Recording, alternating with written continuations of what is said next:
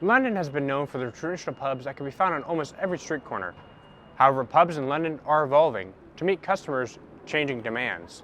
By offering sporting matches, a larger menu, and more modern styling, the traditional pub might be dying.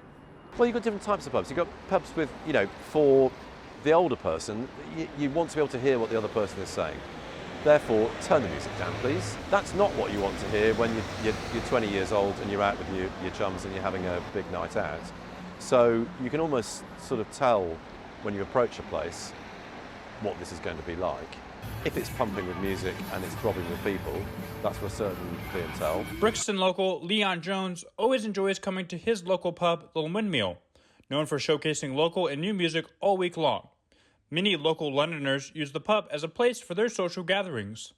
So I went here first time in, a year or two maybe, and I loved it. I loved every second of it. But I love the bands that are playing here because this is the only venue I've actually been to where I've actually enjoyed stuff like this.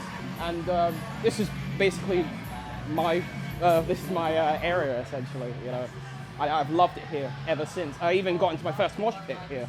And I was sold. I came back literally every time after that. I was sold.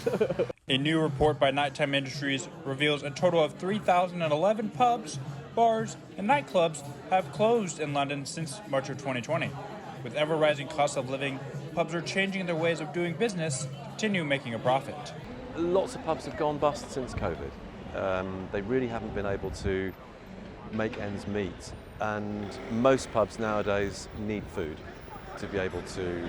In the past, you went to a pub to drink. The concept and idea of eating in a pub, no, you didn't do that. You went to a restaurant to do that. But pubs have survived through providing, in some cases, absolutely excellent food, and they have to do that in order to make some money. Besides food, some pubs around London with extra space have decided to host many different types of performances, such as hosting a play night or concert night, all in an effort to get more beer drinkers in the door. They have imaginatively decided we're going to do comedy nights, or we're going to do cabaret nights, or we're going to do something else. Everybody's got to be a bit more imaginative to get the punters into the pubs these days. So you've got to have some kind of special offer, essentially. I don't mean price necessarily, I mean something that will encourage a large group of people you want to encourage to come.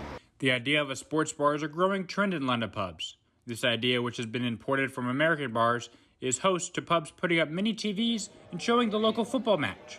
Normally drawing a younger crowd, they see it as a social event. It's either just for sociability and drinking and smoking, essentially, but you do get to the pubs where they have the TVs and maybe it depends in certain areas, but around here, it's very chill, they're very relaxed.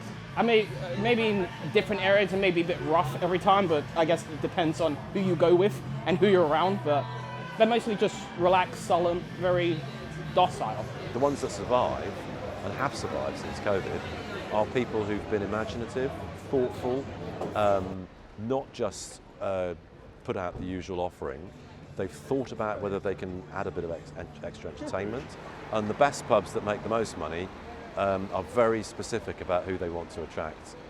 For pubs to thrive and survive, they need to adapt. While the old way of community gathering may be changing, this doesn't mean the sociality and congeniality of London pubs is going to disappear anytime soon. In London, I'm Aaron Magill, MHK All Day.